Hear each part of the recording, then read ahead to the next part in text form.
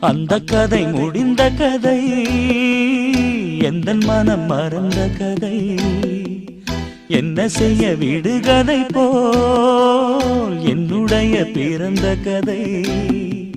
காலங்கள் தான் போன பின்னும் காயங்கள் ஆறவில்லையோ, வேதனை தீரவில்லை. சொல்லிவிடு வெள்ளி நிலவே